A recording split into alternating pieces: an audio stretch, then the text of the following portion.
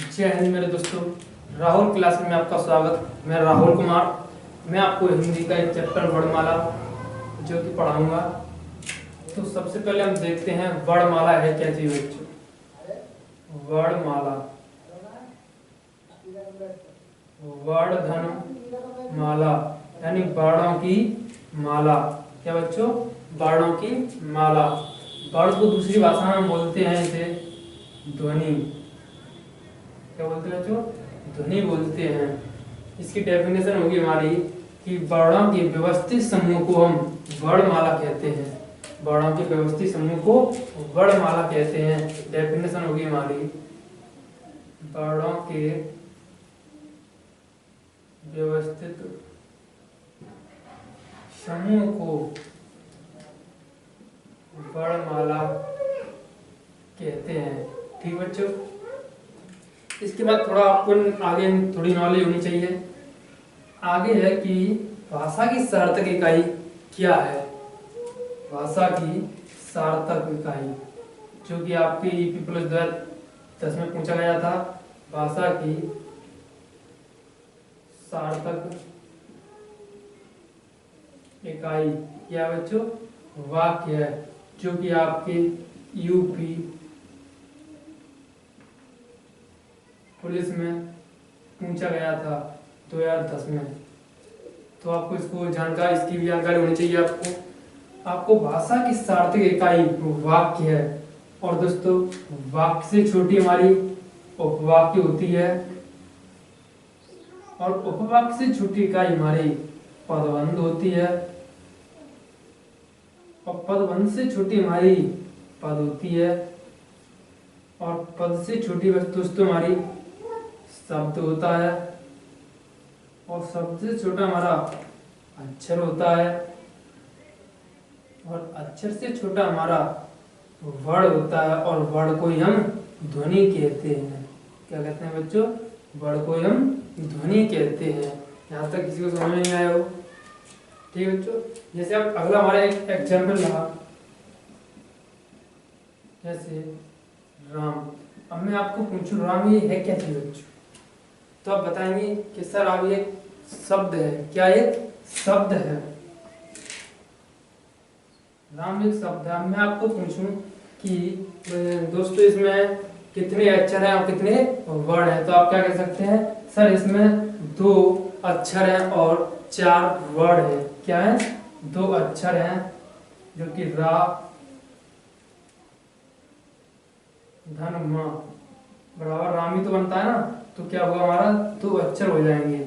क्या हमारे ये अक्षर है? कितने हुए? 2 अक्षर। और वर्ण र धन आ मा धन आ बराबर के हुए 4 वर्ण हुए हमारे। कितने हुए? 4 वर्ण, जो कि आधा रा पूरा आ मा आ पूरा आ मिलकर ही तो हमारा राम बनाया। तो वर्ण कितने हुए? 4। वर्ण को ही हम क्या बोलते हैं? ध्वनि बोलते हैं। ठीक है बच्चों, यहाँ तक। इसके बाद आगे देखते हैं। इसके बाद आगे है हमारा वर्ण की परिभाषा। मैंने आपको बताई दी है। वर्णों के व्यवस्थित समूह को वर्णमाला कहते हैं। आगे चलते हैं। स्वर। स्वर जो कि स्वर की डेफिनेशन है हमारी स्वतंत्र रूप से बोले जाने वाले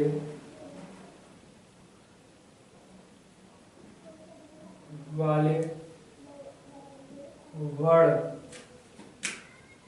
स्वर कहलाते हैं। जो स्वतंत्र रूप से बोले जाने वाले वर्ण स्वर कहलाते हैं। क्लियर बच्चों? जैसे मेरा रा आ ई उ ए ऐ ओ औ। क्या हुई हमारे? ये स्वर हैं जो कि बिना किसी की सहायता से बोले जाते हैं। हमारे जो व्यंजन होते हैं वो स्वर की सहायता से बोले जाते हैं। मैं आपको आगे इसको बताऊंगा व्यंजन को।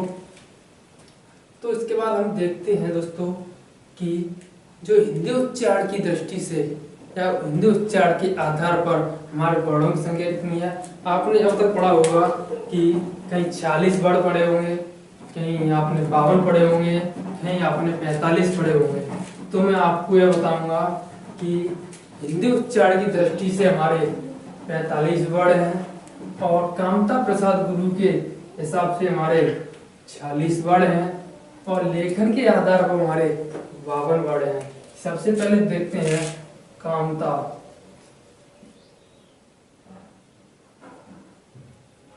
प्रसाद गुरु ने 46 बताई है वर्णों की संख्या। कितनी बताई है? 46 बताई है। और हिंदी उच्चारण की दृष्टि से हिंदी उच्चारण की दृष्टि से हमारे 45 वर्ण हैं, जो कि 10 स्वर प्लस 35 वर्ण हैं हमारे 35 व्यंजन। 10 स्वर 35 व्यंजन मिलकर हमारे 45 वर्ण बनते हैं, जो कि स्वर हमारे इसमें से श्री वाली री, एक अंग, एक विसर्ग वाली अंग, ये छोड़कर हमारे कितने हैं? 10 स्वर हैं। इनको इसमें से हटा दिया गया है, जो कि उच्चारण की दृष्टि से इन 3 स्वरों को हटा दिया गया है। आगे अब देखते हैं लेखन के आधार पर। लेखन के आधार पर दोस्तों हमारे वर्ण 52 हैं। कितने हैं? 52 वर्ण हैं, जो कि 13 स्वर प्लस 35 व्यंजन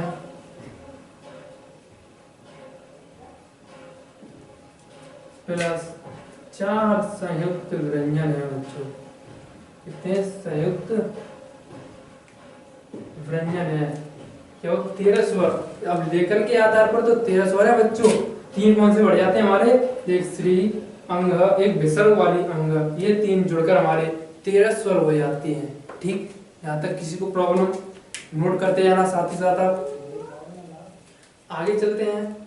आगे देखते हैं हम कि स्वर किसकी सहायता, जो कि स्वतंत्र रूप से बोले जाने वाले वर्ण स्वर कहलाते हैं और स्वर हमारे किसी की सहायता से नहीं बोले जाते हैं। स्वर किसी की सहायता से नहीं बोले जाते हैं। स्वतंत्र रूप से बोले जाने वाले वर्ण स्वर कहलाते हैं। क्लियर बच्चों यहाँ तक?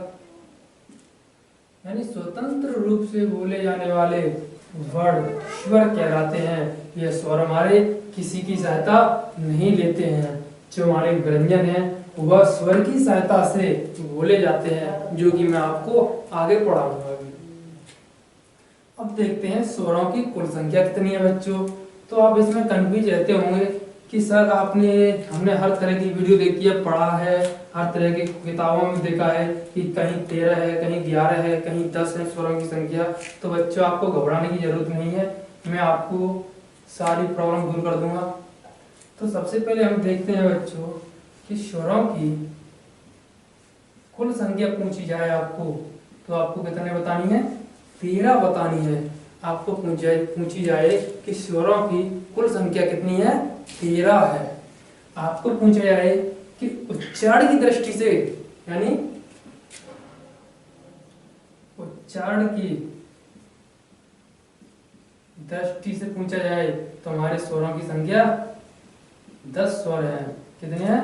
10 स्वर हैं, जो कि इसमें से 3 हटा दिए गए हैं। कौन से वाले? एक री, एक अंग, एक विसर्ग वाली अंग। इन 3 को हटा दिया गया है। इसमें से क्या कर दिया गया है? हटा दिया गया है। और जो स्वरों की कुल संख्या पूछी जाए तो यह इसमें प्लस कर दिया जाता है। तो ये कितनी हो जाती है? 13 हो जाती है। अब हिंदी हिंदी जो आती है, हिंदी वर्णमाला में स्वरों की कुल संख्या हमारी मूलतः 11 है। कितनी है बच्चों? हिंदी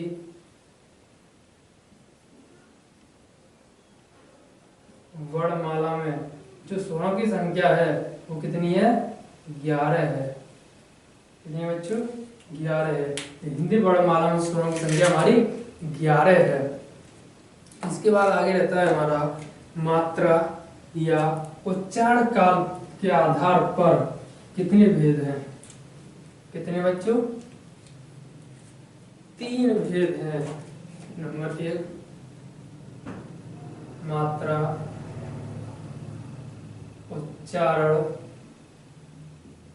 काल के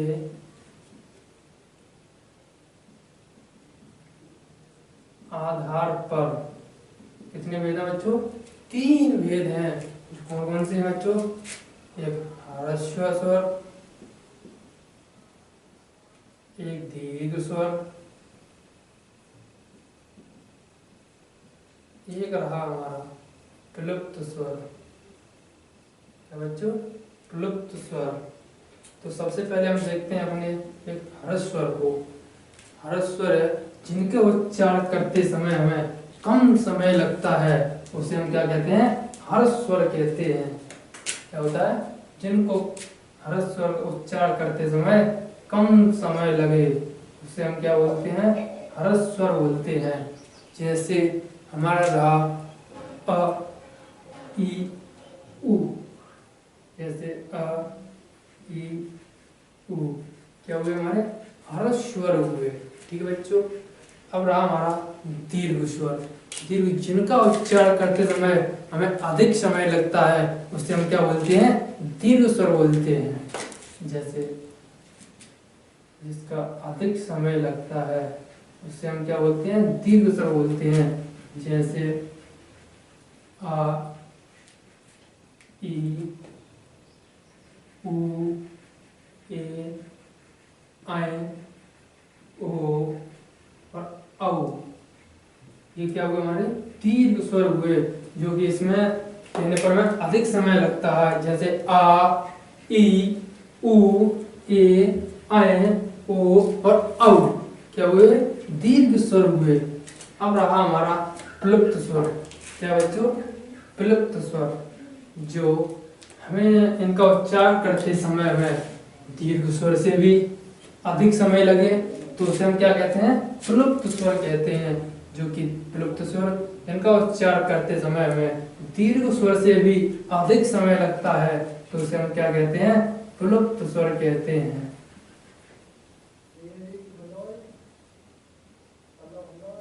अधिक समय लगता है उसमें प्लुप्त स्वर कहते हैं। जैसे हमारा रहा राम, श्याम, सारे गायत्री मंत्र ओम नमः शिवाय, ओम, ये क्या हुए? सारे प्लुप्त स्वर हुए। कैसे? मैं किसी को बुलाता हूँ तो कैसे बुलाऊंगा? ऐसे में राम, क्या हुआ? सबसे अधिक समय लगा। क्या बोला मैंने? राम। कैसे बोला? राम, राम, क्या हुआ? अधिक समय लगता है। अब मैं वैसे बोलाऊं श्याम, क्या हुआ? अधिक समय लग रहा है। क्या है? श्याम। कैसे?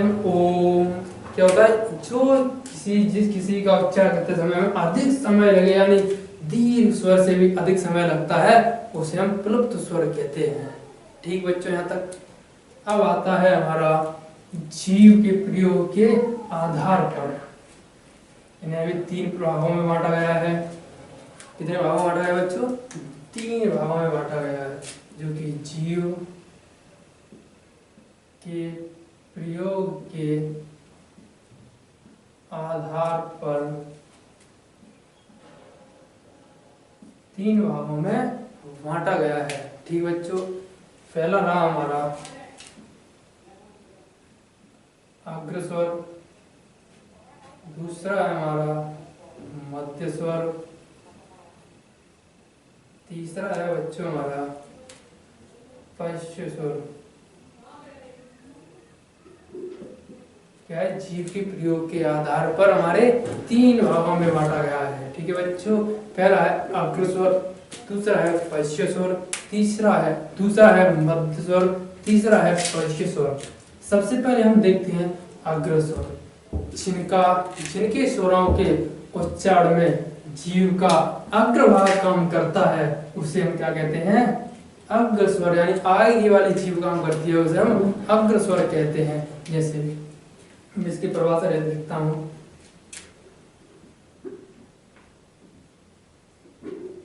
जिन स्वरों का उच्चारण करते समय अग्र भाग काम करता है उसे हम क्या कहते हैं, अग्र स्वर कहते हैं। क्या कहते हैं, अग्र स्वर कहते हैं, यानी आगे वाली जीव जो काम करती है उसे हम क्या कहते हैं, अग्र स्वर कहते हैं। जैसे हमारे एक एग्जाम्पल रहा ई, ई, ए। आप इसको बोल करके देख सकते हैं, जैसे ई, ए। क्या हुआ, ये जो आपकी आगे वाली जीव है वो काम कर रही है, चाहे अग्र वाली जीव यानी आगे वाली जीव काम करती है। जैसे अब रहा हमारा मध्य स्वर। मध्य स्वर, जिन स्वरों का उच्चारण में जीव का मध्य भाग काम करता है उसे हम मध्य स्वर कहते हैं। मध्य यानी बीच वाली जीव जो हरकत करती है, काम करती है, उसे हम क्या कहते हैं, मध्य स्वर कहते हैं। जैसे हमारा अ, क्या रहा, अ। आपको इसको बोल के देख सकते हैं, अ। क्या हुआ, बीच वाली जीव आपकी आगे उड़ रही है थोड़ी सी, क्या होती है, अ। बोल के देख सकते हैं, अ। क्या हुआ, मध्य वाली जीव हमारी क्या कर रही है, हरकत कर रही है, तो क्या हुआ हमारा मध्य स्वर हो जाएगा। अगला रहा हमारा पश्य स्वर। जिन स्वरों का उच्चारण करते समय पश्य वाले भाग काम करता है उसे हम क्या कहते हैं, पश्य स्वर कहते हैं। पीछे वाली जीव जो हरकत करती है, पीछे की साइड में जो जीव खिंचती है उसे हम क्या कहते हैं, पश्य स्वर कहते हैं। जैसे हमारा रहा उसमें आ, उ, ओ, औ और औ। क्या हुआ ये, जैसे कि आ, उ, ए, ओ। ये क्या हुए, हमारे पश्य स्वर हुए। क्या हुए बच्चे, ये पश्य स्वर हुए। इन्हें क्या बोलते हैं, हम पश्य स्वर बोलते हैं। आप इनको बोल के देख सकते हैं, आपकी पीछे की साइड में जीभ थोड़ी सी जाएगी, अब पीछे वाली जीभ जो हरकत करेगी आपकी आ, पीछे को जाए जीभ आपकी, ऊ पीछे की साइड में जा रही है ना, ऊ, ए, ओ और औ। ये क्या होता है, पश्य स्वर होते हैं। अगली है हमारा तीसरा नंबर है उसके, जो कि मुख द्वार के आधार पर। क्या बच्चों, मुख द्वार के आधार पर, इसे भी देखते हैं। नंबर 3, मुख द्वार के आधार पर इन्हें अभी 3 भागों में बांटा गया है। नंबर 1 विव्रत, विव्रत को हम क्लोज कहते हैं। दूसरा रहा हमारा अर्धविव्रत। तीसरा है हमारा संवृत। क्या बच्चों, संवृत। सबसे पहले हम विव्रत को देखते हैं। विव्रत को इंग्लिश में हम कहते हैं क्लोज। तो विव्रत, जिन स्वरों का उच्चारण करते समय हमारा मुख लगभग पूरा खुला रहता है उसे हम क्या कहते हैं, विव्रत कहते हैं। क्या कहते हैं, दोबारा रिपीट करता हूं मैं, जिन स्वरों का उच्चारण करते समय हमारा मुख लगभग पूरा खुला होता है उसे हम विव्रत कहते हैं। जैसे हमारा एग्जाम्पल है आ। क्या हुआ बच्चों, आ। क्या हुआ, हमारा लगभग पूरा मुंह खुल रहा है। बोल के देखें आप, आ। क्या होगा, आ पूरा मुंह खुलता है, उसे क्या बोलते हैं, विव्रत कहते हैं। इसकी यही पहचान है। जैसे आप आ कहने पर क्या होगा, पूरा मुंह खुलता है, उसे हम विव्रत कहते हैं। अगला नाम अर्धविव्रत। क्या बच्चों, अर्धविव्रत, जिन स्वरों का उच्चारण करते समय जीव का मध्य भाग यानी मध्य भाग काम करता है उसे हम अर्धविव्रत कहते हैं। क्या कहते हैं, अर्धविव्रत कहते हैं। दोबारा रिपीट करता हूँ, लिखते जाना साथ में आप। जिन स्वरों का उच्चारण करते समय हमारा मध्य भाग यानी जीभ का मध्य भाग काम करता है, उसे हम अर्धविव्रत कहते हैं। जैसे हमारा रहा अ, क्या रहा है हमारा अ, ये हमारा अर्धविव्रत है। आप इसको कह सकते हैं अ, क्या हुआ हमारा थोड़ा सा मुंह खुला है। विव्रत के सामने हमारा क्या हुआ, अर्धविव्रत वाला थोड़ा सा मुंह खुलता है, क्या होता है अ अ, क्या होगा, थोड़ा सा मुंह खुलता है, उसे हम क्या बोलते हैं, अर्धविव्रत कहते हैं।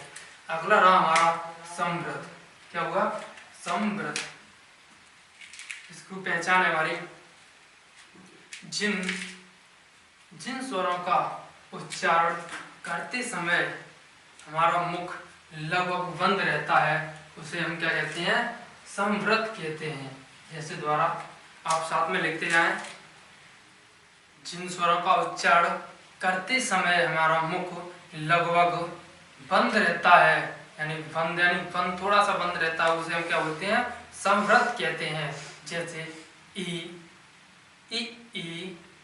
उ ये क्या होगा, थोड़ा सा मुंह खुला है, थोड़ा सा लगभग बंद ही है हमारा मुंह, इसकी यही पहचान होती है।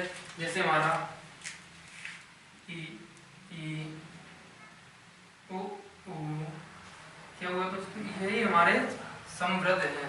ठीक है बच्चों, इसके बाद आता है हमारा व्यंजन। व्यंजन क्या हुआ बच्चों, व्यंजन, जो मैं आपको अगली वीडियो में कराऊंगा। और मेरी वीडियो आपको अच्छी लगी तो लाइक, सब्सक्राइब, कमेंट जरूर करें और कमेंट बॉक्स में बताएं हमारी वीडियो कैसी लगी। जय हिंद, जय भारत।